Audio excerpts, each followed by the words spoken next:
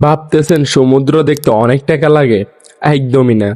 মাত্র জন প্রতি ৩৫০ টাকা থাকলে আপনার বন্ধুদেরকে নিয়ে ঘুরে আসতে পারবেন আকিলপুর বিচ থেকে, এবং সাথে থাকবে বিকালের নাস্তা। তো চলেন কিভাবে কি করলাম শুরু থেকে শুরু করি।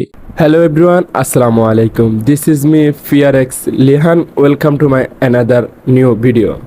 তো রাইট নাও এখন আছি হচ্ছে যে ফেনী লালফল। এখানে আমাদের কয়েকটা বন্ধুর জন্য আমরা অপেক্ষা করতেছি। তো ওরা আসলে একসাথে হয়ে একটা বাসে করে চলে যাব হচ্ছে যে বড় কুমিরা।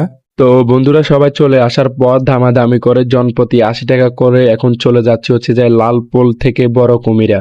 বাজে উঠার পর পুরাই মাথা নষ্ট। জনপ্রতি ৮০ টাকা দেওয়ার পরও আমরা কোনো পাইনি সিট।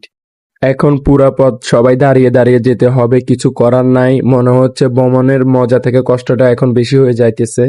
তো অনেকক্ষণ বাজে দুষ্টামি ফাইজলামি করতে করতে এখন চলে আসলাম হচ্ছে যে বড় কুমিরা।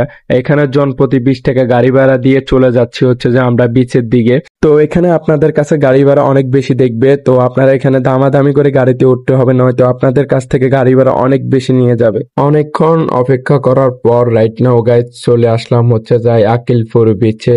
এখানে আসার পর সত্যি অনেক বেশি ভালো লাগতেছে। চারদিকে শীতল বাতাস, সমুদ্রের ঢেউ, আর ব্যস্ত শহর থেকে একটু দূরে ভালো একটা সময় কাটানোর জন্য হচ্ছে যে এই জায়গাটাই বেশ। বন্ধুদের সাথে আড্ডা দেওয়া হোক বা পরিবারের সাথে ভালো একটা সময় কাটানোর জন্য, সবকিছুর জন্যই আকিলপুর বিচ সুন্দর একটি জায়গা। সমুদ্রের পাশে বসে ঢেউ দেখা আর প্রকৃতি উপভোগ করার অনুভূতিটাই আলাদা। আর আপনারা চাইলে একদিন ঘুরে আসতে পারেন। আশা করি এখানকার সুন্দর পরিবেশ, সমুদ্রের মন মুগ্ধকর দৃশ্য আর শান্ত আবহাওয়া আপনাদেরকেও মুগ্ধ করবে, আর আপনাদের দিনটা অনেক বেশি সুন্দর যাবে। তো গাইস, আজকের ভিডিওটা এই পর্যন্তই ছিল। যদি ভালো লাগে একটা লাইক করে দিবেন। তো সবাই ভালো থাকবেন। আল্লাহ হাফেজ।